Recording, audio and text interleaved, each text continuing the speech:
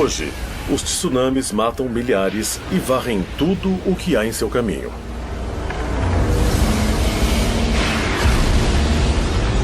Terremotos destroem cidades inteiras e furacões exterminam paisagens, deixando centenas de mortos e milhares de desabrigados. Desde que a Terra existe, acontecem desastres naturais. Mas esses desastres são mesmo capazes de varrer todos os vestígios de nossa existência, incluindo a arte, a arquitetura e a tecnologia? As evidências sugerem não só que isso é possível, mas que já aconteceu várias vezes. É bem possível que civilizações antigas tenham sido destruídas num grande desastre natural sem deixar rastros. O desenvolvimento lento de simples caçadores e coletores das sociedades muito complexas não parece mais ter sido tão gradual. Nos últimos anos, cientistas encontraram evidências de culturas antigas e que foram um dia prósperas milhares de anos mais velhas do que se imaginava. Mas o que aconteceu a elas? Como elas desapareceram? E isso poderia acontecer de novo? A Mãe Natureza vai cobrar um preço muito alto por este planeta. Seria a grande ruína da humanidade. Estamos mesmo destinados a ser varridos da face da Terra e nos tornarmos só mais uma civilização perdida. Civilização perdida.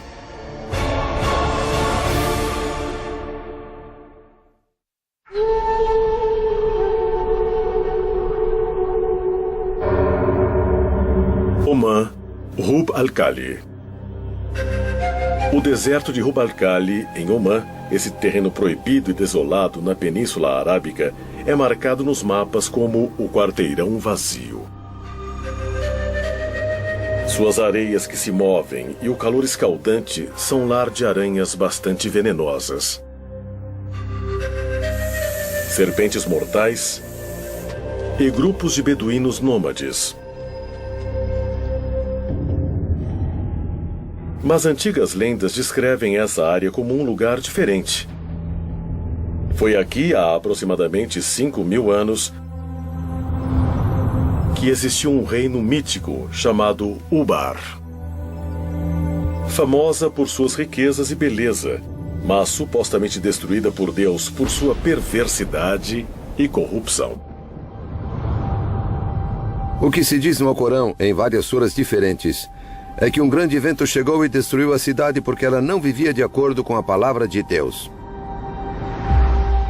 Na verdade, os profetas chegaram e queriam mudar tudo para que fossem corretos, mas eles recusaram. Então a cidade e a civilização foram destruídas.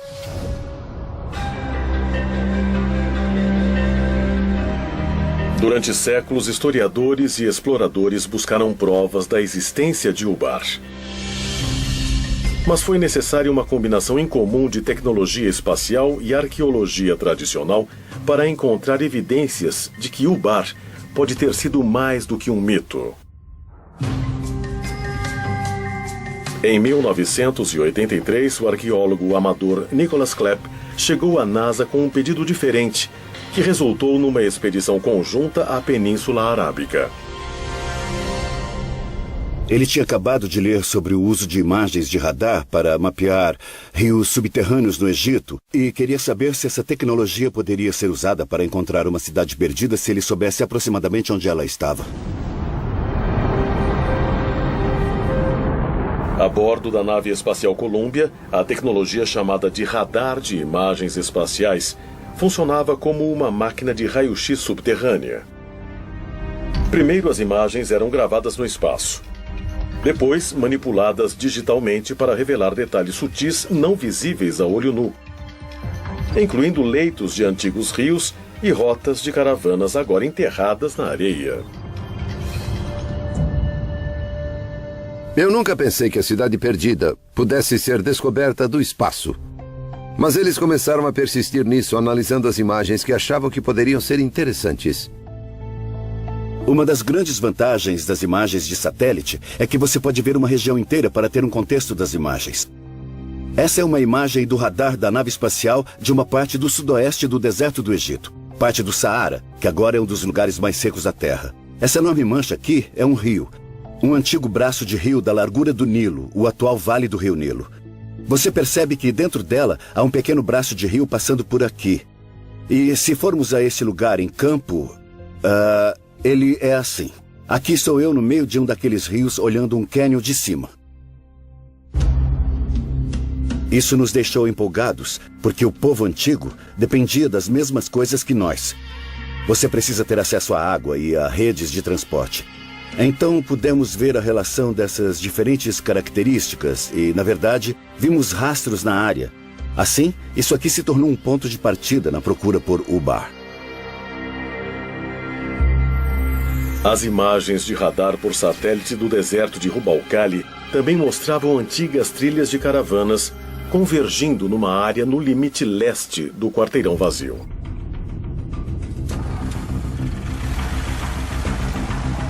Usamos o que era uma tecnologia nova para pessoas comuns, o sistema GPS.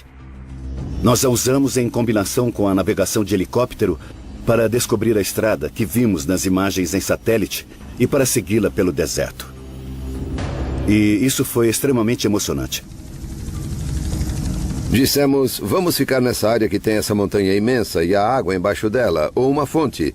E aterrissamos e eles disseram, bom, o que você acha desse lugar? E eu disse, nossa, olha só, você pode ver as estruturas. Isso corresponde à primeira parte do que um lugar antigo deve ter, feito de pedras, paredes, construções, esse tipo de coisa, e muita cerâmica para todo lado. Depois nós identificamos vários lugares que eram claramente importantes até hoje, e um deles era Ubar. Você tem que visualizar centenas de milhares de caravanas com centenas de milhares de camelos, burros e tudo mais, carregando suprimentos e materiais da costa por esse lugar em particular na antiga Ubar. Esse era um posto de comércio para reunir caravanas de camelos que atravessavam o deserto. Havia, na verdade, uma fortaleza lá, mas ela só guardava o suprimento de água, que era uma maneira das caravanas de camelos serem controladas. Se quisesse passar pela área, tinha que pagar seus impostos. Outras escavações no local revelaram evidências de 8 torres ligadas por paredes de 9 metros. Isso se encaixava na descrição de Ubar no Alcorão como a cidade dos pilares. Mas se a lendária cidade realmente existiu, isso quer dizer que outras histórias sobre Ubar seriam verdadeiras? Sua destruição por afundamento na areia, por exemplo. De acordo com os cientistas e geólogos, foi a erosão de um aquífero embaixo da cidade que fez com que Ubar desaparecesse.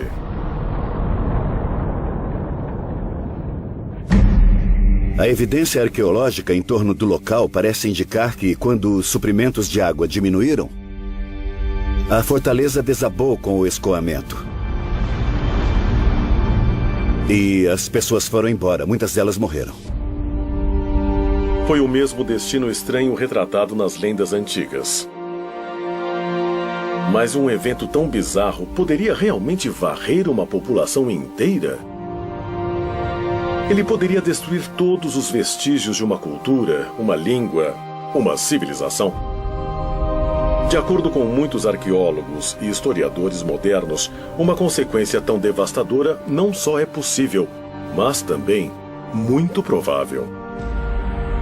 Nós não sabemos muito nem sobre a história relativamente recente. Se você voltar 2 ou 3 mil, 4 ou 5 mil anos, depois da última era do gelo e talvez 1 ou 2 eras do gelo, tudo mudou. Até as civilizações humanas, organizações humanas, comunidades humanas, elas se perderam. Culturas mais antigas, particularmente as que não tinham escrita, são esquecidas frequentemente.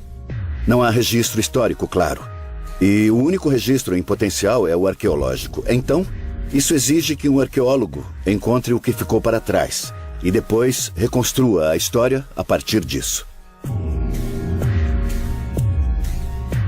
Durante décadas, os cientistas acreditaram que os seres humanos existem há aproximadamente 200 mil anos. e que o que chamamos de civilização surgiu apenas há poucos milhares de anos. Mas novas descobertas desafiam constantemente o que realmente sabemos de nossa própria história.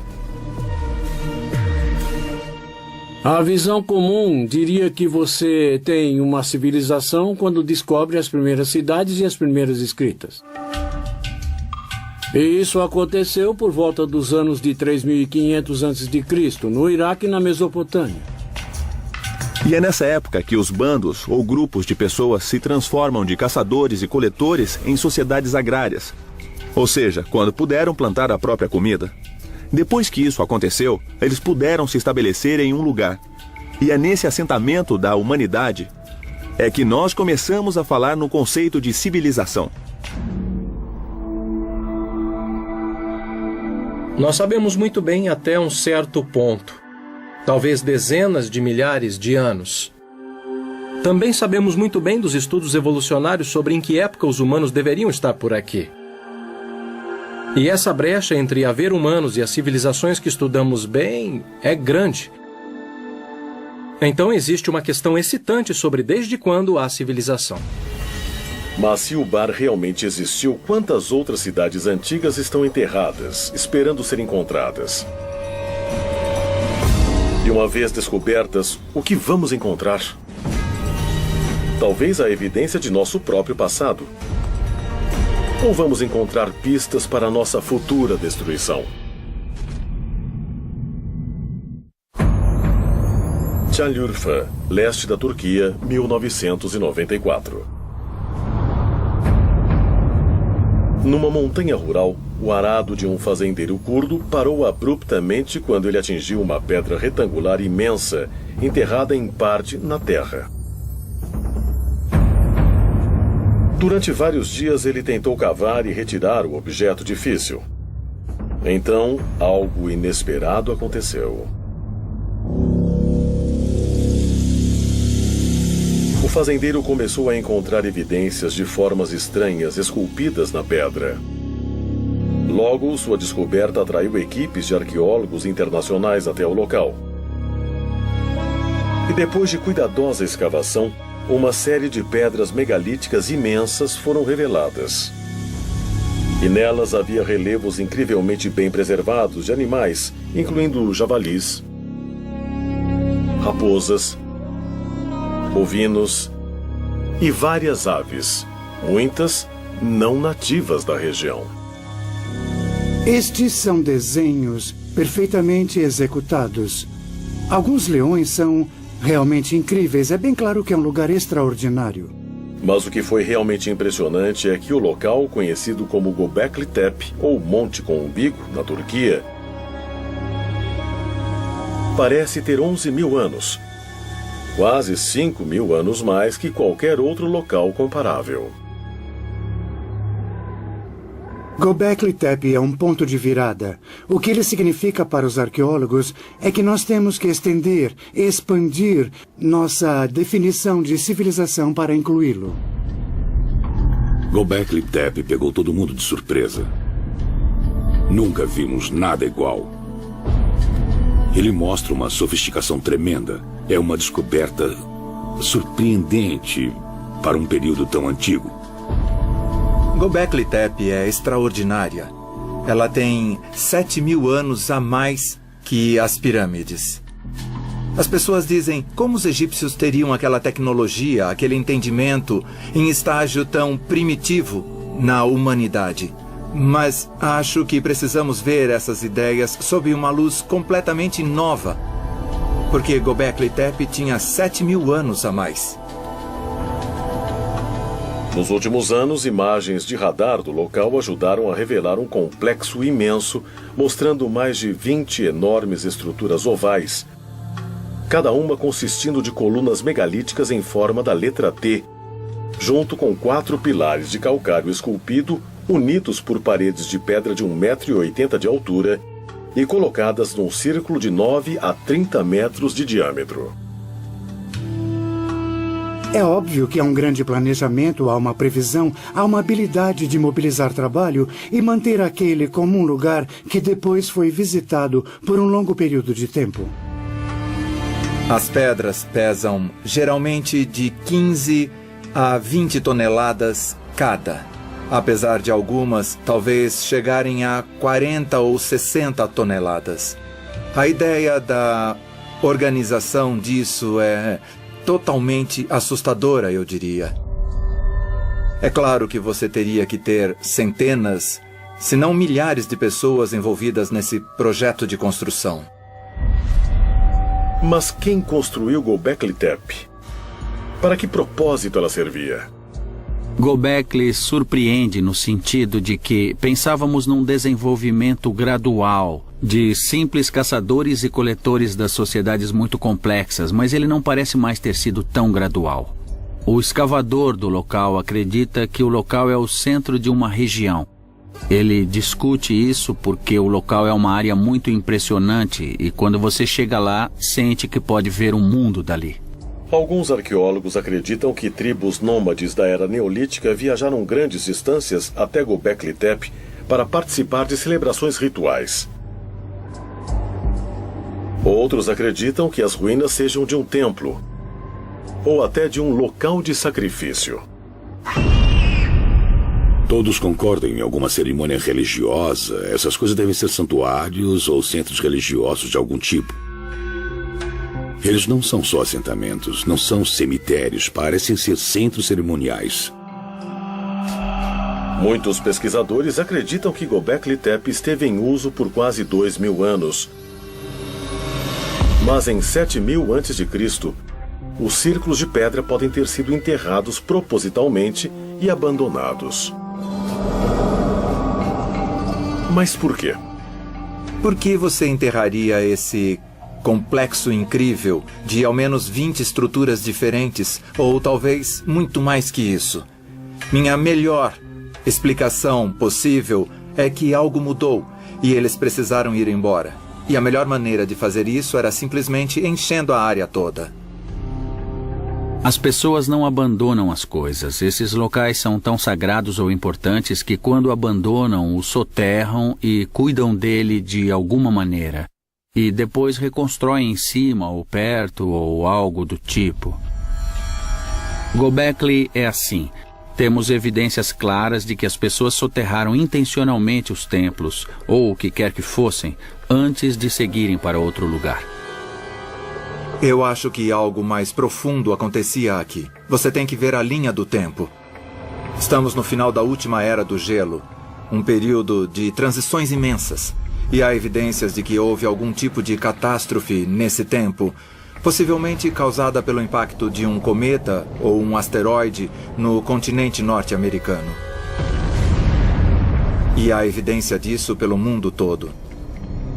Foi nesse período de tempo que Göbekli Tepe foi construída. Temos que nos perguntar por quê. E talvez a resposta seja que eles precisaram fazer isso. Acontecia alguma coisa. Uma catástrofe global causada pelo impacto de um cometa ou um asteroide? Essa pode ser mesmo a resposta sobre o que forçou os antigos habitantes de Göbekli Tepe a abandonar o lugar? Ou teriam sido as consequências de uma catástrofe que fizeram o local ser construído como templo ou lugar de agradecimento? Alguns pesquisadores acreditam que a resposta pode ser encontrada por perto, no Monte Ararat, que, de acordo com a Bíblia hebraica, é o lugar em que a Arca de Noé chegou para ficar depois que as águas do dilúvio baixaram. Quando olhamos o Monte Ararat, descobrimos que esse local fica a apenas centenas de quilômetros de Göbekli Tepe. E quando nós olhamos os animais que foram esculpidos na cidade, nós não conseguimos explicar por que alguns deles foram incorporados lá. Poucos desses animais não têm significado local. Mas a questão é, alguns animais viviam lá naquele momento? E também, de onde eles vieram? Olhando a mitologia, existe uma resposta pronta. Seriam os animais da Arca de Noé? As origens das histórias do dilúvio foram muito estudadas. Nós encontramos as histórias em todo o planeta. Há uma versão de índios nativos americanos, Ojibwe, há uma versão na China, isso aparece na mitologia grega, também aparece na mitologia hindu. É totalmente possível que acontecimentos reais tenham inspirado mitologias e lendas. As histórias do dilúvio podem ser sobre dilúvios reais. Os mitos e as histórias sobre o grande dilúvio e o resgate de vários animais a bordo de uma arca realmente são baseados em fatos? Talvez a resposta possa ser encontrada no estudo de outras civilizações perdidas e no que elas podem revelar sobre o passado misterioso e o futuro incerto da humanidade. –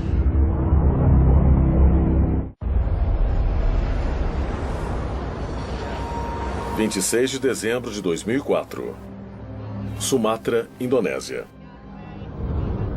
Um mega terremoto de magnitude 9.1, gerado a centenas de quilômetros no Oceano Índico, desencadeou um tsunami devastador. Em minutos, mais de 230 mil pessoas morreram e mais de 2 milhões ficaram desabrigadas.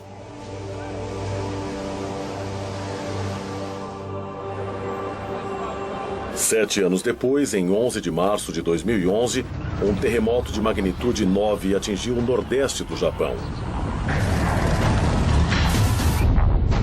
O terremoto mais poderoso que já atingiu a ilha. Minutos depois, um tsunami de 9 metros varreu o país, arrastando cidades inteiras e aproximadamente 23 mil pessoas.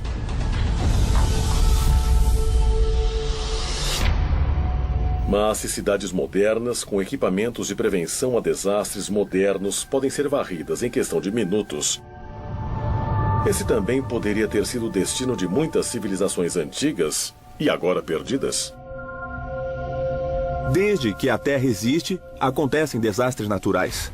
Tsunamis, terremotos, erupções vulcânicas. Tudo isso aconteceu antes de haver humanos para contar histórias sobre eles. Vulcões também são notórios por arrasar civilizações. E Pompeia é o exemplo perfeito disso. O Vesúvio entra em erupção e uma região inteira congela no tempo e é destruída. As cidades de Pompeia e Herculano foram soterradas por cinzas vulcânicas, pedra pómez e também fluxos piroclásticos que alcançaram as cidades. Aquelas cidades foram preservadas e apenas 1.500 anos depois alguém descobriu que elas estavam lá. Infelizmente, não importa o quão sofisticada e tecnologicamente avançada uma sociedade seja. Um grande desastre natural pode interromper isso e levá-la para décadas antes ou até mesmo acabar com ela. Heraklion, Creta. Em 1894, o linguista e arqueólogo britânico Sir Arthur Evans chegou a essa ilha no mar Egeu para traduzir várias tábuas de argila recém-descobertas que se imaginavam ser de um período grego antigo.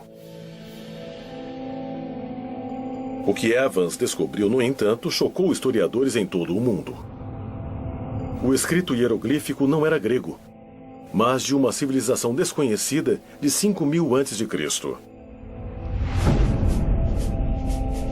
3 anos depois, Evans liderou uma expedição que desvendaria o que ficou conhecido como o Palácio de Knossos.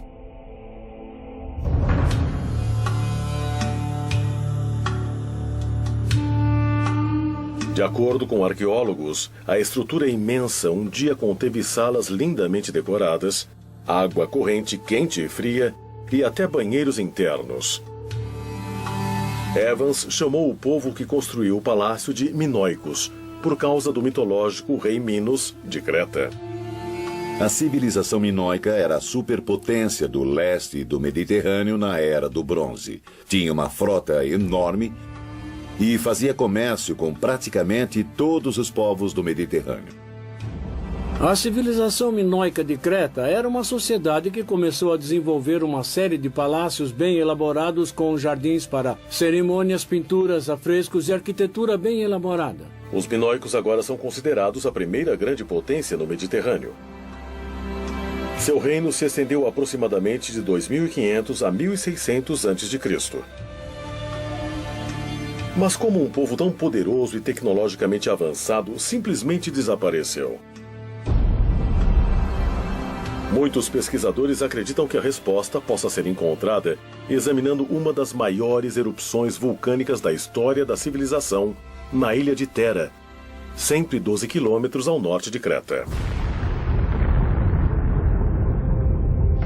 A erupção de Thera aconteceu em 2 ou 3 fases, no período de alguns dias ou algumas semanas. O que achamos que aconteceu é que houve alertas suficientes porque não encontramos esqueletos em Thera, como encontramos em Pompeia e em outros lugares. As pessoas devem ter tido a chance de deixar a cidade. Mas o resto das pessoas, por exemplo, em Creta, não podia esperar que a erupção do vulcão as afetasse como realmente afetou. Na vulcanologia, falamos em diferentes tipos de erupções vulcânicas, desde as brandas, geralmente com fluxos de lava, a erupções plinianas, e também temos as ultraplinianas, se forem muito grandes. A erupção de Thera foi uma erupção pliniana, ou talvez até ultrapliniana, foi muito explosiva. Essa erupção incrivelmente explosiva destruiu muito da ilha. O céu escurece, a nuvem da erupção se espalha e começa a depositar cinzas. O que é encontrado até em lugares como Rhodes e o sudoeste da Turquia. Em outras direções, a evidência da erupção pode ter sido sons de explosões ouvidas ao longe no momento. Agora acredita-se amplamente que a violenta erupção vulcânica em Thera gerou um imenso tsunami que foi na direção das cidades portuárias de Creta. O que temos aqui é uma maquete do mar Egeu no leste do Mediterrâneo e do vulcão de Thera. Então, o que vamos ver é o que acontece logo depois da erupção do vulcão. Primeiro, há o que chamamos de onda de preenchimento, quando a caldeira do vulcão desaba. Ela forma um vazio no mar, e aí a onda começa a se espalhar e se mover em direção à ilha de Creta. Era exatamente aí que os minoicos viviam. Essa é a onda inicial, ela começa a se espalhar. Aqui é Creta, e em 20 ou 25 minutos, a onda alcança Creta.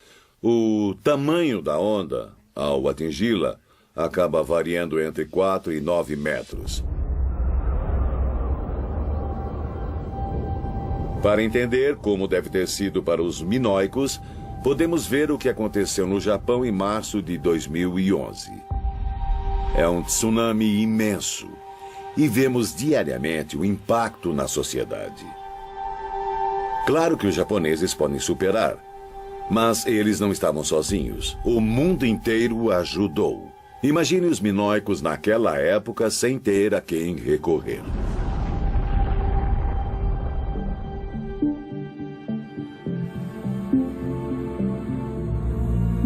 É possível que uma civilização tenha existido, tenha desaparecido e depois outra civilização tenha vindo sem saber que houve uma civilização antes dela?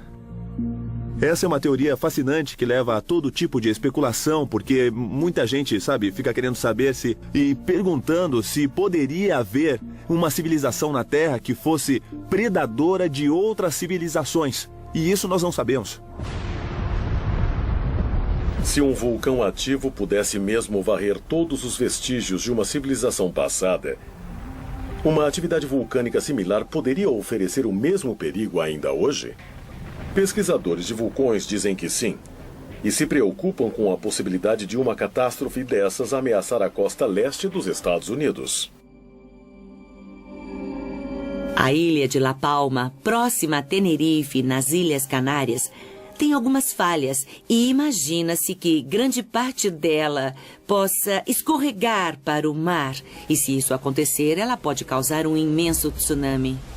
O colapso de um vulcão nas Ilhas Canárias, como Cumbre Vieja e La Palma, pode produzir um nível de estrago por volta de 20 mil quilômetros de linha costeira desde Newfoundland e a costa leste dos Estados Unidos, seguindo para o Caribe e o norte do Brasil. O que as maquetes dizem é que quando as ondas chegarem à costa leste dos Estados Unidos, elas estarão por volta de 10 ou 20 metros de altura. Então, é a altura da onda que nós vimos em Sumatra em 2004, depois do terremoto lá, e que nós vimos no Japão depois do terremoto de 2011. Mas um desastre natural, como uma erupção vulcânica, um terremoto ou um tsunami, pode realmente destruir todos os vestígios de uma civilização? Destruí-la tão completamente que mude a história da humanidade por séculos? Talvez a evidência possa ser encontrada em uma tumba antiga cheia de ouro, localizada numa cidade costeira do Mar Negro.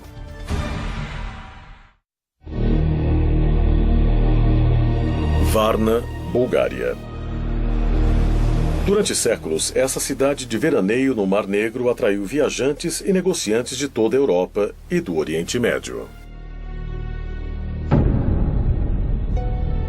No século II d.C., os romanos se aproveitaram da primavera quente do local para construir uma série de banhos públicos.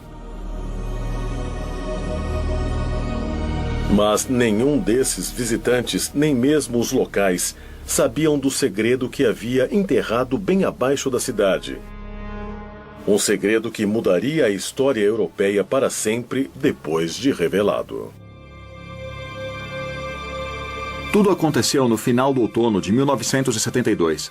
Havia um plano de fazer uma construção na área industrial de Varna. E eles escavavam tudo para a colocação de cabos de eletricidade. Um operário, Reicho Marinov, estava cavando um buraco de 1,20 m quando viu o que pensou ser um antigo artefato de cobre. Marinov levou a peça para casa por segurança. E depois de algumas semanas, alguém da aldeia disse a ele: "Oh, puxa, mas que coisas interessantes você encontrou." E o diretor do museu de Daugopol foi à casa desse operário. Quando viu tudo, ele ficou absolutamente chocado. No dia seguinte, arqueólogos do Museu de Varna, incluindo Alexander Minchev, foram ao local da construção e ficaram impressionados com o que encontraram.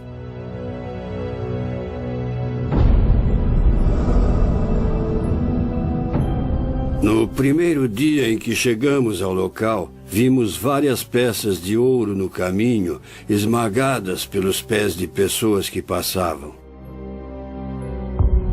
O pessoal daquela fábrica passava por cima de quilos de ouro várias vezes por dia. E ninguém acreditaria que aqueles tesouros estavam escondidos debaixo dessa área aqui. Outras escavações revelaram que essa área não construída era o local de um cemitério há muito esquecido. Ele continha mais de 300 tumbas que arqueólogos dataram de aproximadamente 4.500 a.C. Mas, mais importante que os restos dos antigos moradores de Varna, foi a evidência chocante do que antes foi uma avançada e próspera civilização. Muitas tumbas com restos humanos foram encontradas, com os corpos colocados em diferentes posições, geralmente com a cabeça para o norte ou nordeste. Eles foram enterrados com seus próprios ornamentos e com suas próprias armas. Há muitos objetos como esse que são realmente extraordinários, e encontrá-los todos juntos em um cemitério mostra que havia algo muito importante acontecendo na região de Varna.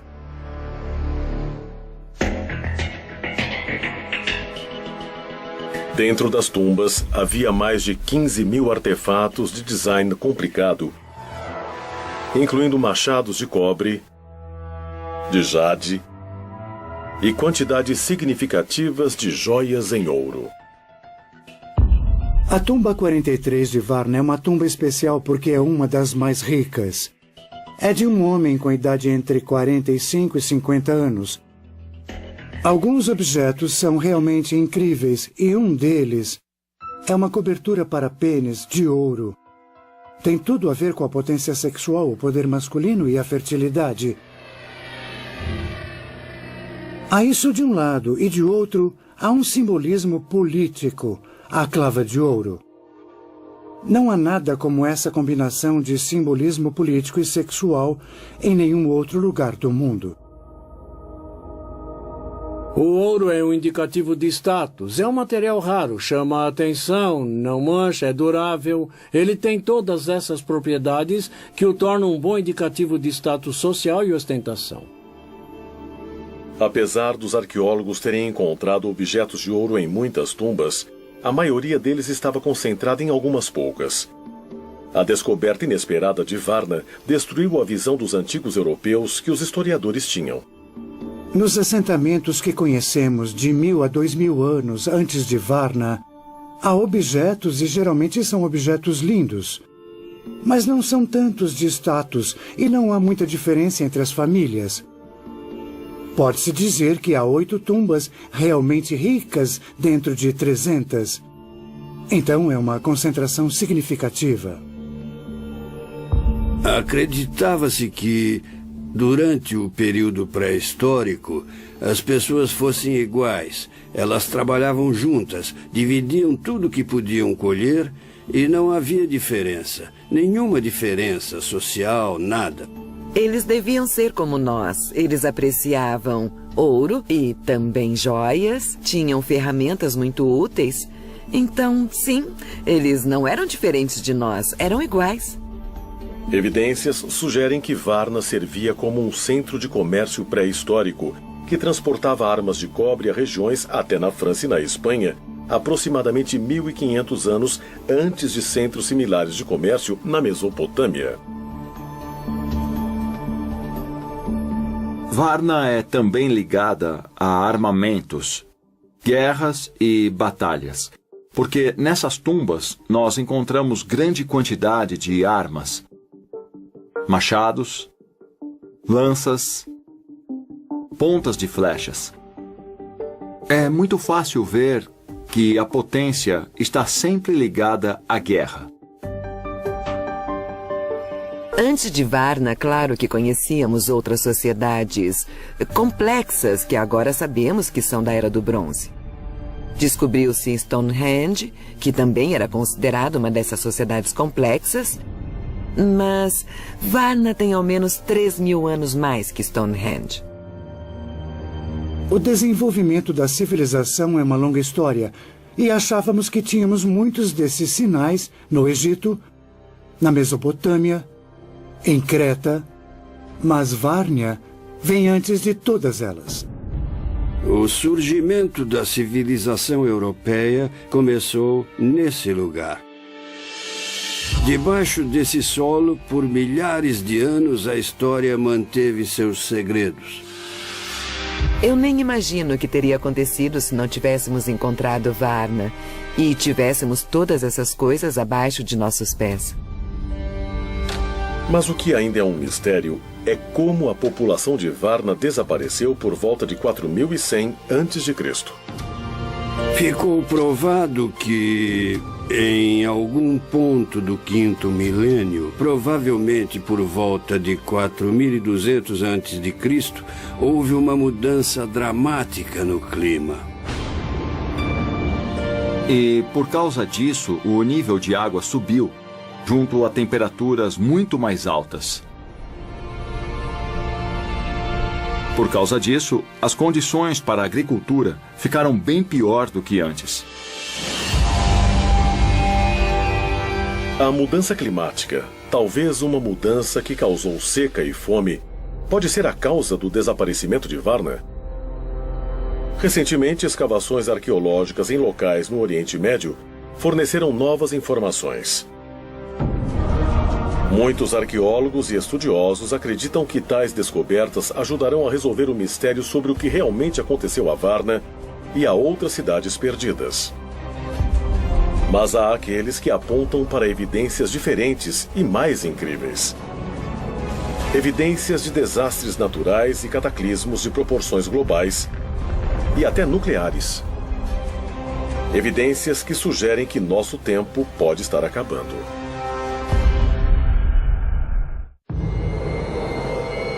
Tel Hamukar, nordeste da Síria. 13 quilômetros ao norte da fronteira com o Iraque. No início de 2000, uma equipe arqueológica do Instituto Oriental da Universidade de Chicago fez um anúncio impressionante. Eles tinham descoberto as ruínas de uma civilização desconhecida com mais de 6.000 anos. As escavações revelaram uma cidade um dia próspera chamada de Tel Hamukar, cheia do que pareciam ser casas luxuosas, negócios prósperos e prédios governamentais. É grande, tem por volta de 1 quilômetro quadrado. Deve ser o suficiente para conter 10 ou 20 mil pessoas, então é bem grande.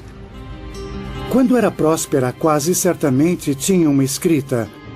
Os prédios públicos foram escavados apenas até um certo ponto, mas havia um muro grande em torno deles e portões imensos. Esses elementos de civilização ainda precisam ser recuperados porque hoje estão debaixo de cidades modernas. Hamukar demonstra que nossa noção de cidades, ou seja, com divisão de trabalho, com leis e sistemas legais, estruturas de governo, desenvolvimento artístico e expressão, pode ter acontecido muito antes do que nós acreditávamos. A descoberta surpreendente de Tel Hamukar demonstrou o que estudiosos já consideravam um fato. Que a primeira cidade antiga de verdade tinha surgido ao sul da Mesopotâmia, 643 quilômetros mais ao leste do que agora é o Iraque. Mas se Tel Hamukar era uma cidade tão grande e próspera, por que desapareceu de repente? Por volta de 3.500 a.C., eles tiveram um mau dia. Houve claramente um dia em que aconteceu um ataque. Durante esse ataque, o povo de Hamukar foi vencido. Sua cidade foi destruída e, quando ela voltou mais como uma pequena aldeia e nunca mais se recuperou do ataque. Parte desse assentamento do 4º milênio antes de Cristo foi incendiada. A última contagem que vi falava em 12 esqueletos. Eram esqueletos que não tinham sido formalmente enterrados, pelo que sei. O argumento da guerra e da destruição proposital do local é bastante convincente. A guerra no tempo da destruição de Hamukar foi meio que um combate mano a mano. Mas há evidências de que, possivelmente, as pessoas usassem balas em Hamukar. Não balas de armas, claro, mas atiradeiras. Essa é uma ideia controversa que surgiu das escavações em Hamukar. Mas não há dúvidas de que a cidade foi destruída, de que a luta foi brutal e que a cidade foi incendiada. O interessante é que, naquela época, você tinha as cidades do sul, como Uruk, que se desenvolviam, e sabemos disso há muito tempo. Mas há novas evidências de que locais como Hamukar criavam seu próprio tipo de civilização ao mesmo tempo. Havia uma dinâmica do norte versus o sul, e isso acontecia. Então, a destruição de Hamukar pode ter sido o fim desse povo do norte que estava tentando criar seu próprio modo de vida, mas foi vencido pelo povo do sul e isso mudou a história. Centenas de quilômetros a oeste de Tel Hamukar estão as ruínas de outro assentamento antigo, Tel Caramel. Em 2007, arqueólogos escavando antigas tumbas no local descobriram as fundações de 5 grandes torres de pedra, cada uma medindo 4,5 metros de diâmetro e sugerindo uma altura de aproximadamente 6 metros. Imagina-se que elas tenham ao menos 10.000 anos de idade. Elas estão localizadas ao norte da Síria, não muito longe de Göbekli Tepe, e é bem óbvio que estamos lidando com a mesma cultura aqui. Por que exatamente elas foram construídas é um mistério. A resposta mais óbvia é sugerir que são defensivas e que podia haver predadores, animais ou humanos. Claro que a pergunta é, para que elas eram usadas? Eram parte de uma fortaleza real? Eram torres de observação? Ou elas tinham outro propósito? Para ser sincero, não se sabe ao certo. Tel Carmel, ao noroeste da Síria, é um local importante porque nos dá a primeira evidência de estruturas permanentes construídas em pedra por um grupo de pessoas que data de antes do que eram conhecidas como as mais antigas estruturas na cidade de Jericó por volta de 2000 anos. O que Carmel mostra bem claramente é que temos que abrir mão da ideia de que houve um processo na transformação para o Neolítico. Eu poderia listar muitos outros lugares onde você tem culturas locais distintas que parecem bem elaboradas em seus próprios termos, mas bem diferentes umas das outras. Não é um desenvolvimento, são vários desenvolvimentos, sendo que alguns foram mais bem-sucedidos que outros.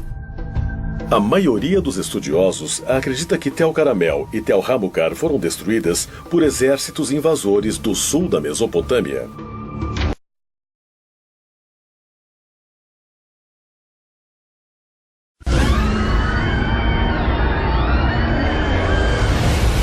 Hoje, os tsunamis matam milhares e varrem tudo o que há em seu caminho.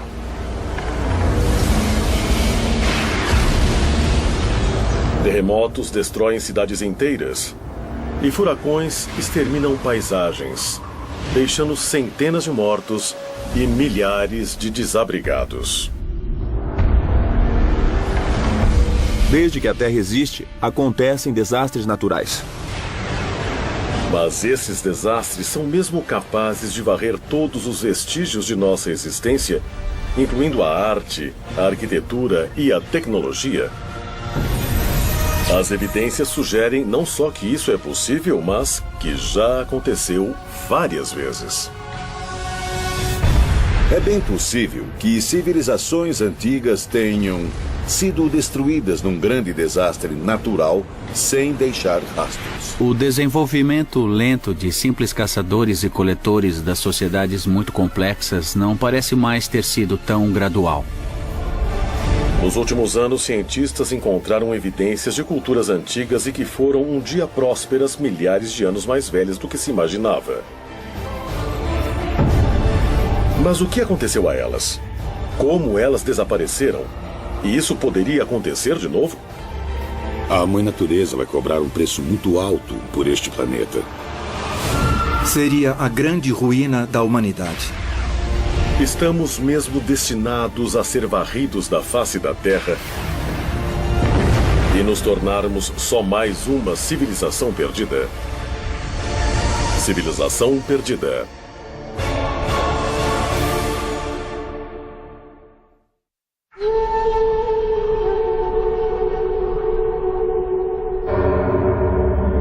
Oman, Ruba. O suficiente e temos um reator nuclear. O que pode acontecer com um reator natural é um desastre na escala de Chernobyl.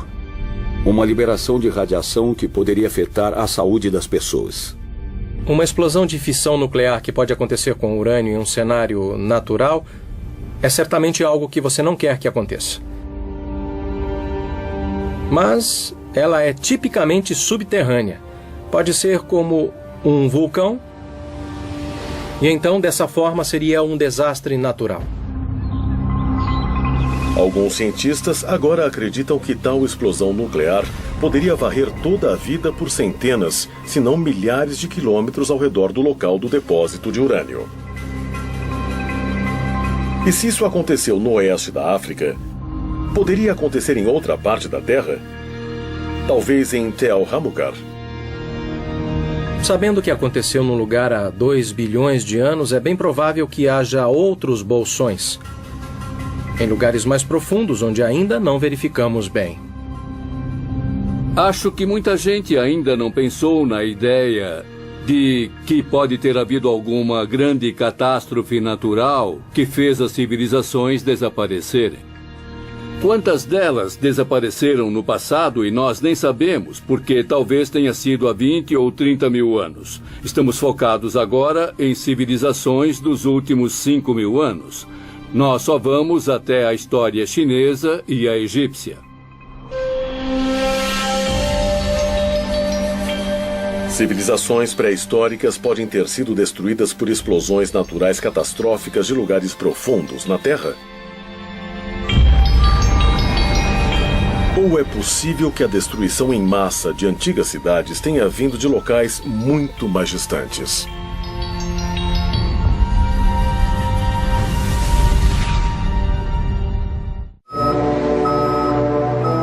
21 de dezembro de 1968, missão da NASA Apollo 8.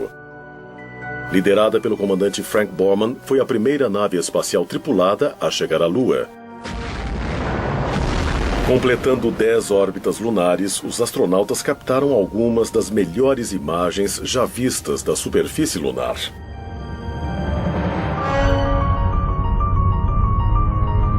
As fotografias mostram a Lua totalmente marcada por milhares de enormes crateras, evidências que sugerem a alguns que a Lua um dia foi lugar de atividades vulcânicas violentas. Mas as evidências modernas mostram que houve outro motivo, talvez mais significativo para as inúmeras crateras da Lua, grandes impactos de asteroides, asteroides que podem ter bombardeado também a Terra.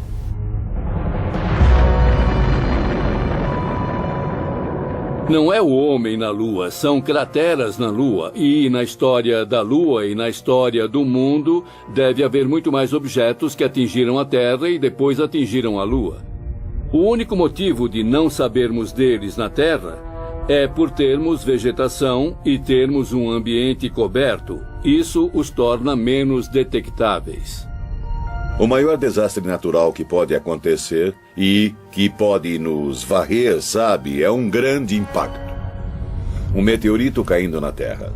Sabemos que o impacto de um meteorito foi o que fez com que os dinossauros desaparecessem.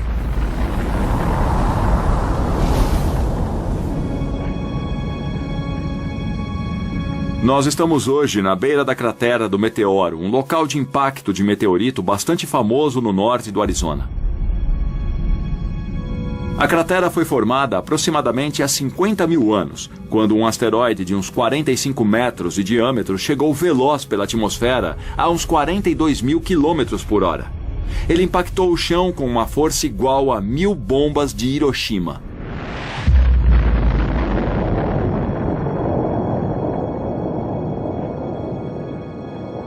Depois do impacto, só restou a cratera. Essa cratera hoje mede uns 1.250 metros. Tem 4 quilômetros de circunferência e 167 metros de profundidade. Isso é como ter o monumento de Washington dentro dela, e o topo do monumento estaria na altura da borda da cratera. Então, se um evento como esse ocorresse numa área tão populosa como Nova York, estimamos que a área com perda de vidas poderia chegar a mais de 16 quilômetros. Em junho de 2002, aconteceu algo que pode ter sido um alerta para todos nós. Um asteroide do tamanho de um campo de futebol passou entre a Terra e a Lua. Ele cobria 1/3 do espaço até a Lua. Nós nem sabíamos que ele estava lá até depois de ter passado por nós. Se ele caísse no Pacífico, poderia varrer o sul da Califórnia com um tsunami. Algo com um poder tão destrutivo passou tão perto da Terra e nem sabíamos que ele estava lá até ter passado direto por nós. Não podemos deixar esse tipo de perigo passar despercebido no futuro. Em 2005, a NASA começou a mapear os maiores asteroides conhecidos no espaço e que tinham possibilidade de atingir a Terra. Eles são conhecidos como objetos próximos à Terra. Um objeto próximo da Terra é um cometa ou um asteroide no espaço perto da Terra, nas cercanias da Terra. Tecnicamente é um objeto que pode estar entre 40 e 5 milhões de quilômetros da órbita da Terra. Os tamanhos dos objetos podem ir de uma bola de golfe a um quarteirão de uma cidade e até mais. Vários meteoros do tamanho de bolas de beisebol entram na atmosfera da Terra diariamente e queimam na atmosfera superior. Apenas asteroides de ao menos 30 metros de diâmetro têm a chance de atingir a superfície de nosso planeta. Um dos impactos mais recentes de um asteroide com a Terra aconteceu em 30 de junho de 1908, na região de Tunguska, na Sibéria russa. Um objeto de 30 a 40 metros chegou na atmosfera da Terra, e a pressão da atmosfera na parte da frente do asteroide pequeno foi tão maior que a pressão na parte de trás que ele foi esmagado e explodiu uns 6 quilômetros acima da superfície da Terra.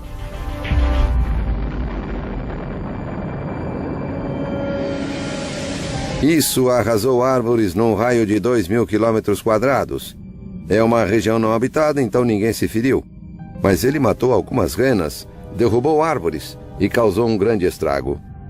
Foi algo em torno de 5 megatons de energia, equivalente a umas 385 vezes a energia do acontecido em Hiroshima no final da Segunda Guerra Mundial. Apesar do impacto de qualquer meteoro do tamanho de um campo de futebol poder ter um efeito devastador, o que cientistas mais temem são aqueles que podem ser ainda maiores. Um asteroide com 1 quilômetro ou 2 ou até maior, e há uns 1000 deles no espaço em torno da Terra, pode causar consequências globais.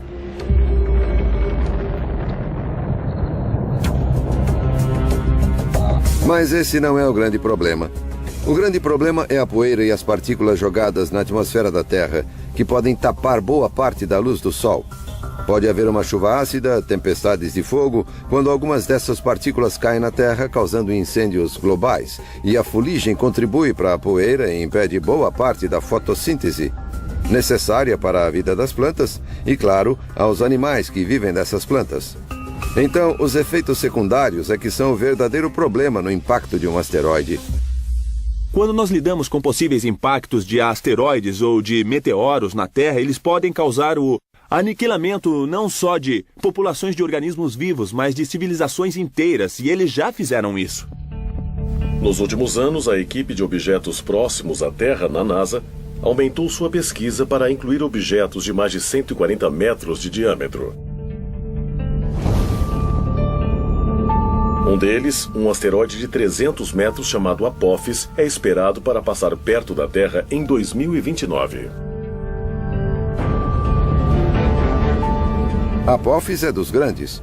Foi descoberto em 2003 e, por um tempo, parecia que realmente atingiria a Terra. Ele tinha 1 em 37 chances de atingir a Terra em 2029.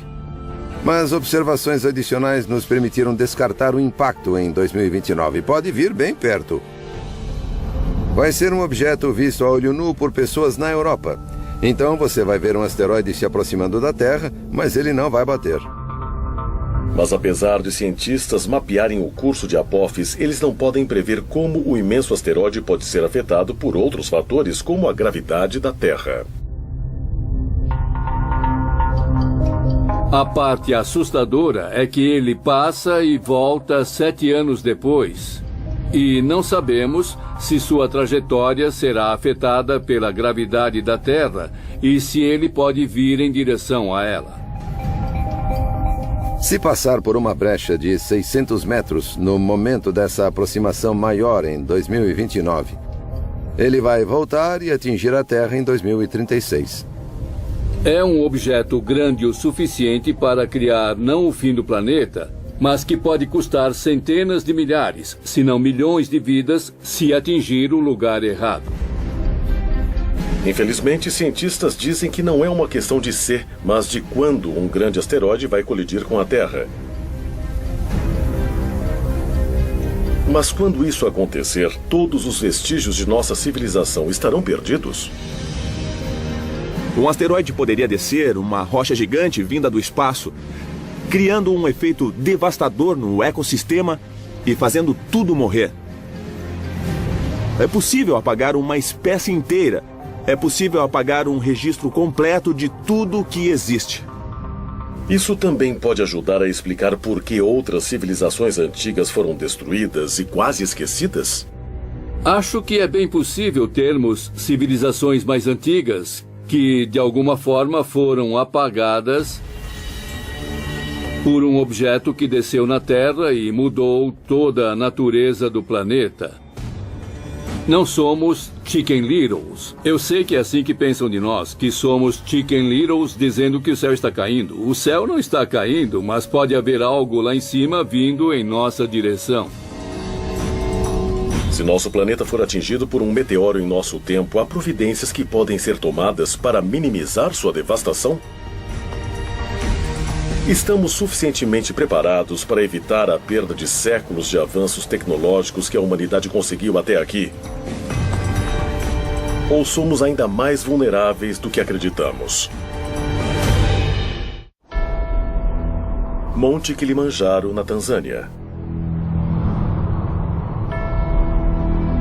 No ano de 2000, o paleoclimatologista Lonnie Thompson e uma equipe de pesquisadores perfurou profundamente uma geleira que cobria o pico da montanha.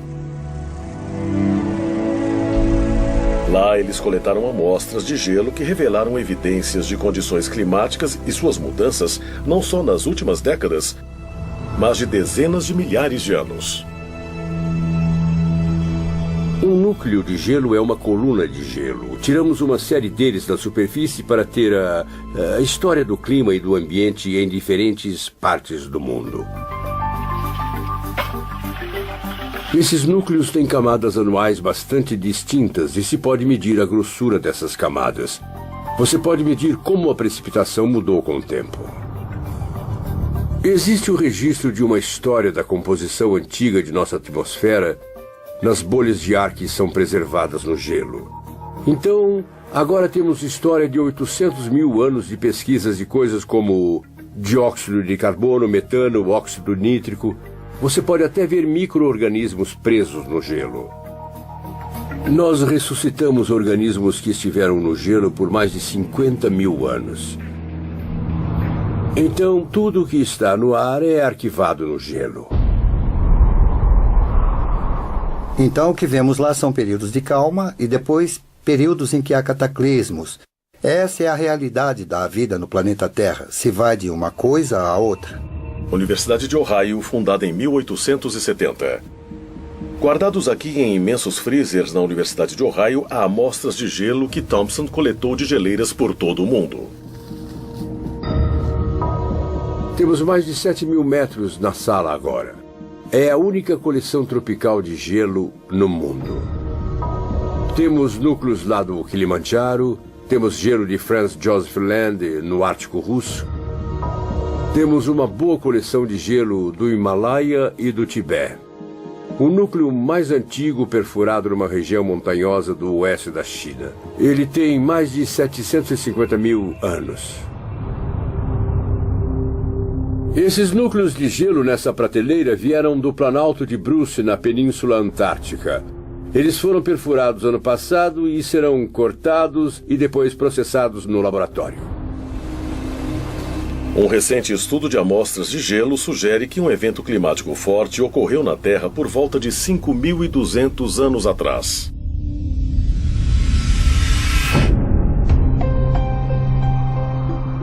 Essa mudança brusca coincidiu com um tempo em que muitas civilizações novas surgiam na Ásia e no Oriente Médio. Parece que em todo o mundo algo novo começava a acontecer. E uma das minhas curiosidades é por quê? Por que aconteceu naquele tempo?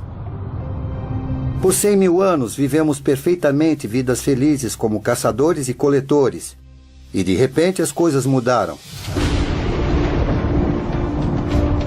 O que pode ter feito isso acontecer? Você deve procurar um denominador comum. E o que une todas as sociedades agrárias é o clima.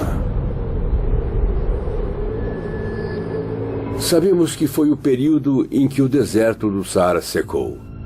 4, 5 mil anos atrás havia lagos naquele deserto. Pessoas viviam lá. Sabemos disso porque elas deixaram artes nas rochas. Há muita evidência de que alguma coisa bem dramática aconteceu naquele tempo. Mas se uma catástrofe global ocorreu, o que a causou? Pode ter sido uma seca mundial? Um meteoro pode ter batido na Terra e levantado pó suficiente para bloquear o Sol? Ou a causa foi uma erupção vulcânica? Erupções vulcânicas são muito importantes se falarmos de um planeta. É como um planeta que perde seu calor primordial. Tivemos erupções vulcânicas na Terra por bilhões de anos. Os humanos só viveram uma fração muito pequena desse tempo. Então, as erupções vulcânicas estão aqui muito antes de nós estarmos. Elas estarão aqui muito depois que nós nos formos. Elas são parte essencial do que é a Terra.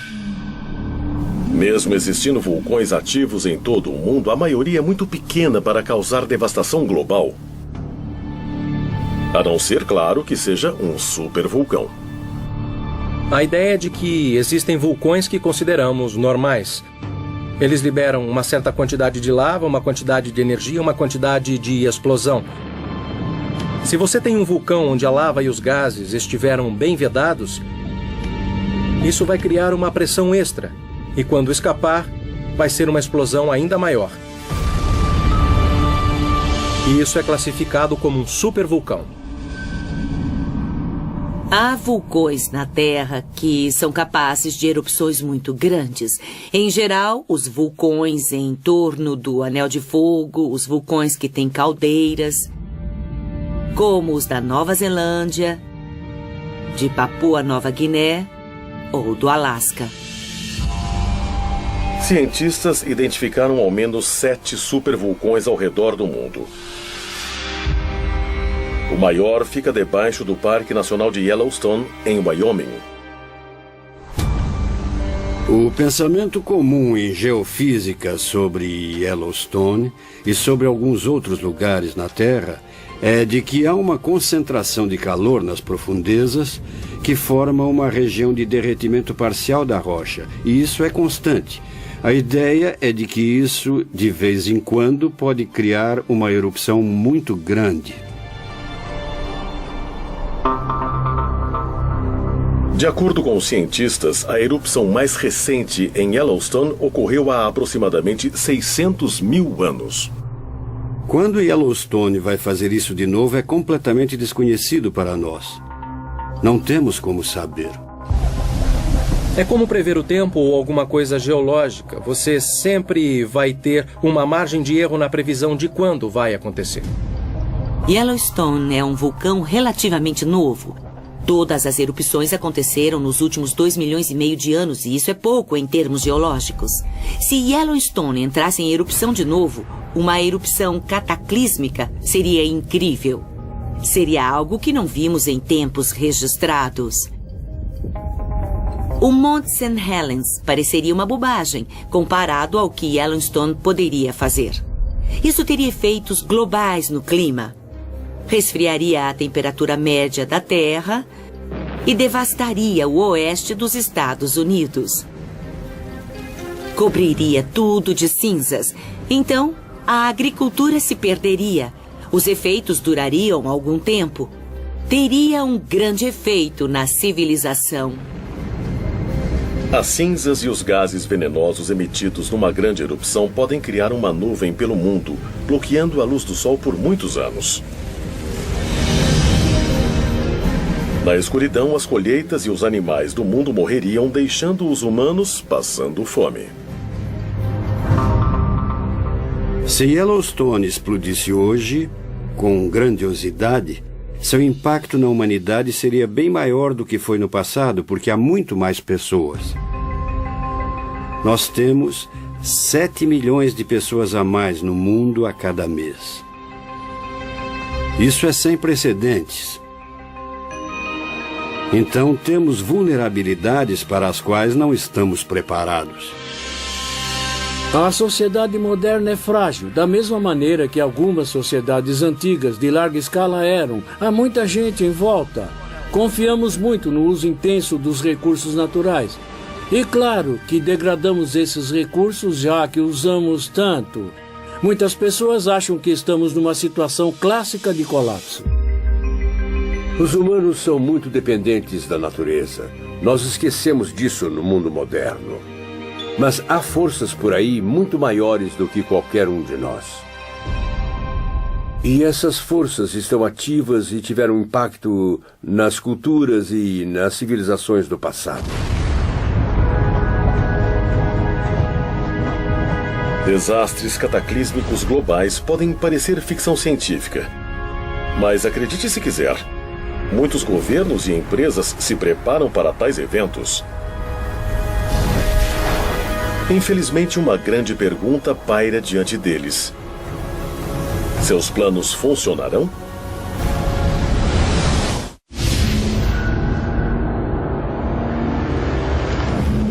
Cientistas nos dizem que nosso planeta sofreu grandes reveses no passado. E durante esses eventos, o número de plantas e de espécies animais se reduziram a poucos sobreviventes. Mas se a civilização como conhecemos de repente chegar ao fim, toda a nossa cultura e tecnologia realmente desapareceriam?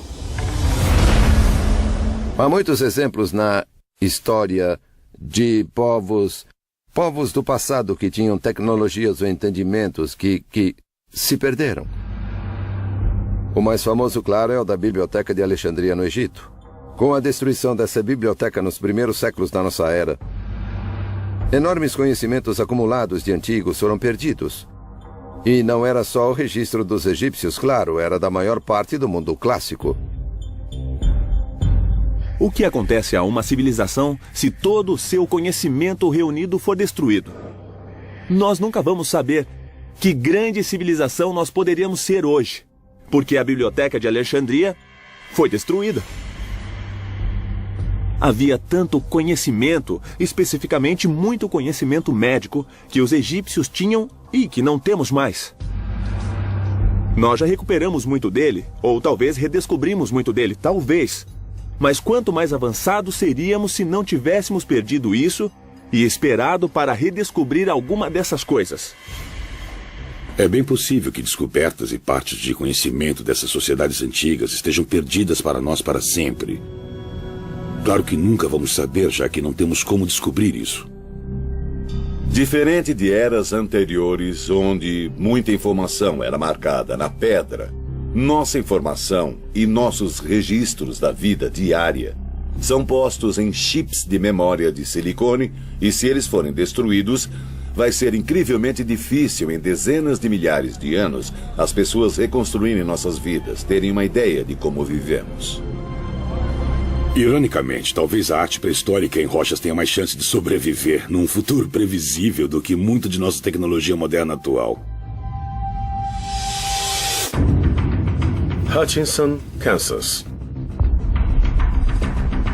200 metros abaixo da cidade há um imenso depósito com o tamanho de 35 campos de futebol. Em 1959, dentro de uma mina de sal, o depósito subterrâneo de Hutchinson foi aberto como maneira de guardar em segurança documentos e bens importantes do governo durante a Guerra Fria. Ele é conhecido como o Depósito Eterno e talvez seja a maior cápsula do tempo conhecida no mundo. O subterrâneo não é sempre o melhor lugar para guardar valores, mas tem algumas qualidades muito importantes. Há uma temperatura muito estável e muitas reações químicas. As reações de desgaste dependem da temperatura e de suas flutuações. A umidade também tem um papel importante. Se você tiver uma umidade estável, particularmente que não seja muito baixa nem muito alta, ela age como um maravilhoso conservante.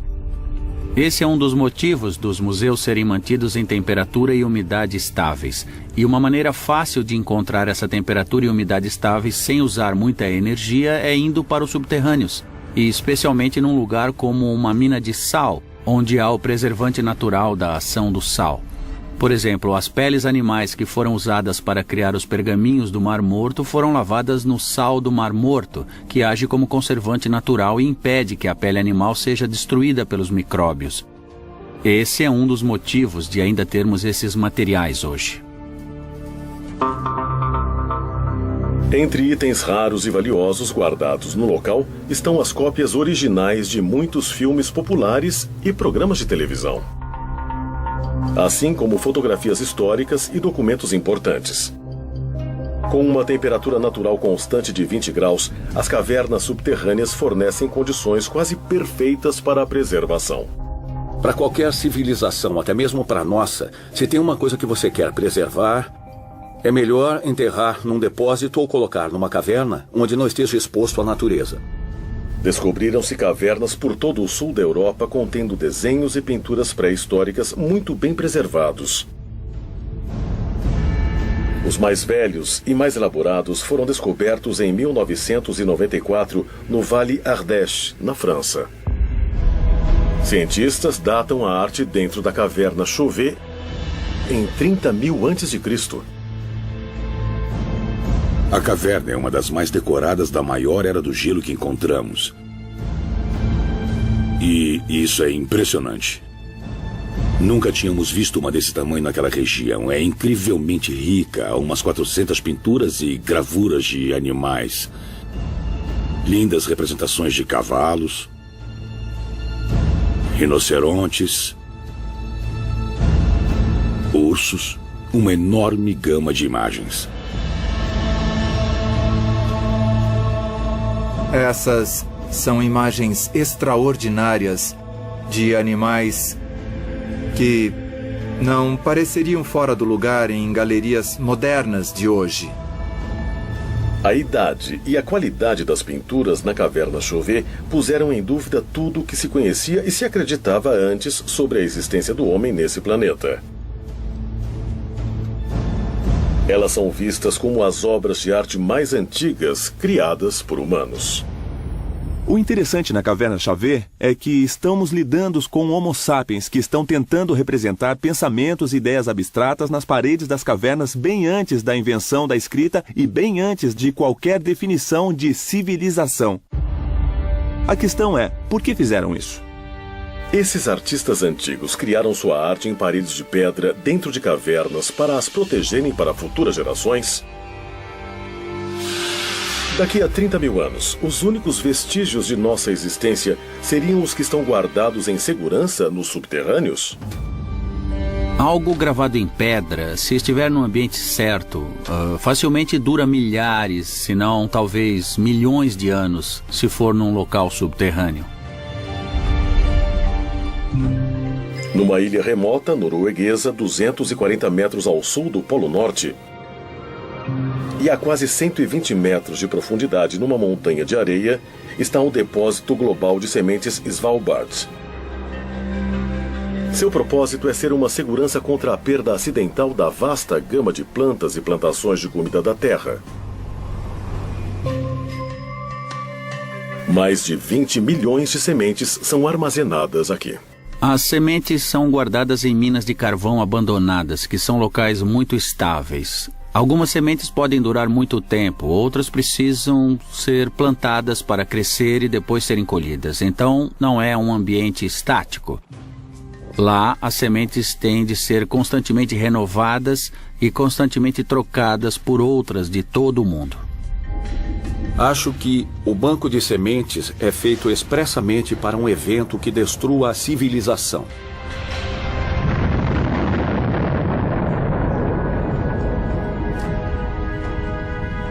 Acho que é uma maneira simples de assegurar que, se alguém sobrar, vai reconstruir, e se alguém vai reconstruir, vai ser ótimo ter isso tudo disponível.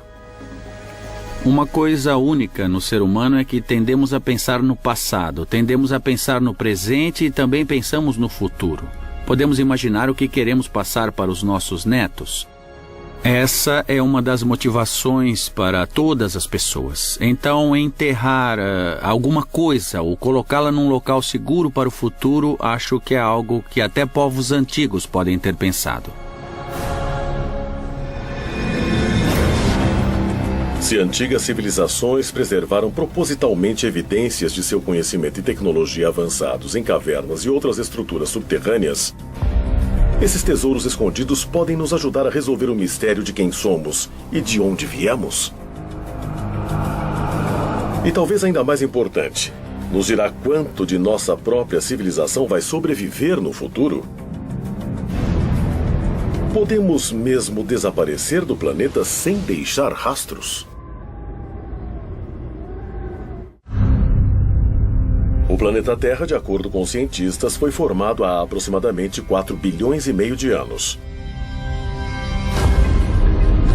Mas a maioria dos estudiosos acredita que a humanidade só existe durante os últimos 200 mil anos. Mas é possível que esses estudiosos estejam errados? As civilizações humanas teriam existido na Terra centenas de milhões de anos atrás e depois perderam suas evidências enterradas debaixo da superfície do nosso planeta? Acho que é possível, visto que a pré-história humana é medida em milhões de anos e estamos agora medindo a civilização em dezenas de milhares de anos, que haja uma brecha de algum tipo de civilização que podemos ter perdido. Há uma grande questão pelo fato de ter havido civilizações no passado que simplesmente sumiram sem deixar rastros. 1 milhão de anos atrás, 100 milhões de anos atrás, você ainda está só uma fração de toda a vida da Terra. Há 100 milhões de anos havia dinossauros andando pela Terra. E se houve alguma forma de vida que veio antes deles 1 bilhão de anos no passado? Não tem como saber e também nem como dizer que isso nunca poderia ter acontecido. Se a Terra sofrer um desastre global, o que pode acontecer à raça humana? O que aconteceria se nossa civilização inteira fosse varrida por uma erupção vulcânica gigante? Que tornasse toda a atmosfera tóxica e todos nós morrêssemos, nós teríamos que aprender como cozinhar com o fogo novamente? Quanto tempo isso levaria? Os sobreviventes estarão em regiões distantes e abrigadas. Eles serão caçadores e coletores novamente até os milhares de anos necessários para que reconstruam a civilização. Se antigas civilizações forem mesmo perdidas, é possível que vestígios da sociedade de hoje também sejam enterrados debaixo da terra e sejam esquecidos. Pegamos Chernobyl, por exemplo, se virmos como a construção moderna se deteriorou rápido. Em 50 anos, muito da infraestrutura se deteriorou significativamente. Se alguém anunciasse hoje, Nova York, vão todos embora, abandonem a cidade. Daqui a 1000 anos, ela estaria soterrada por escombros debaixo d'água. A maioria dos prédios já teriam desabado há muito tempo. Tem mais um fator aí, os 10 mil anos. Não imagino que possa existir alguma coisa que alguém reconheça. Você teria que saber o que procura para encontrar. Talvez entre os poucos remanescentes da tecnologia humana estará um de seus produtos mais perigosos: o lixo nuclear. O maior perigo disso, claro, é a radiação. O bom dos materiais radioativos é que eles naturalmente se desfazem e também desaparecem. O problema é que muitos deles levam milhares, dezenas de milhares ou até milhões de anos para isso. Então você tem que pensar numa área segura de depósito que os mantenha por muito tempo. Há muita controvérsia sobre como se desfazer do lixo nuclear que vem da criação de armas e de energia nuclear. Eles têm que ser deixados em algum lugar da Terra. Planeja-se enterrar profundamente no solo. Isso se chama uma solução geológica para o problema do lixo nuclear. O Departamento de Energia americano contratou uma equipe de estudiosos para trabalhar com engenheiros nos locais propostos para o derramamento de lixo nuclear. Lá, eles esperam colocar um aviso universal que possa ser compreendido por futuros humanos por ao menos 10 mil anos. Eles precisam pensar numa mitologia que avise as pessoas que há perigo ali. De algum modo devem pensar numa tradição que será perpetuada e passada pelas gerações e manter o aviso, fazendo com que as pessoas fiquem seguras do lixo nuclear. O plano atual em consideração é de um trabalho enorme para cercar todo o local. Quando terminada, a cerca vai medir 10 metros de altura e 30 de largura. O projeto inclui também uma série de marcadores de granito, cada um com 7 metros de altura, gravados com avisos em várias línguas. Mas uma série de sinais de aviso criptografados pode realmente ter efeito? Ou eles serão apenas misteriosos e inescrutáveis como as gravações de Göbekli Tepe ou nos megalitos de Stonehenge? Você não vai colocar um crânio com um X de ossos. O que isso pode significar para alguém até daqui a 500 anos? Que tipo de linguagens você pode botar nele? Como não cabe aqui ou afaste-se? Isso é um grande desafio. Na vasta história de nosso planeta, a atividade humana ocupa menos de 1% de sua vida de 4,5 bilhões de anos. Mas somos mesmo apenas um traço? Residentes temporários destinados a serem esquecidos em mais outros 100 mil anos, ou menos? Eu acho que os seres humanos são capazes, infelizmente, de acabarem uns com os outros. Podemos destruir a raça humana, mas não podemos destruir a Terra. A Terra está aqui há bem mais tempo que nós e estará bem aqui mais tempo que nós. Se todo vestígio de nossa civilização pode ser destruído tão facilmente, como historiadores podem estar certos de que tudo o que vivenciamos não aconteceu antes?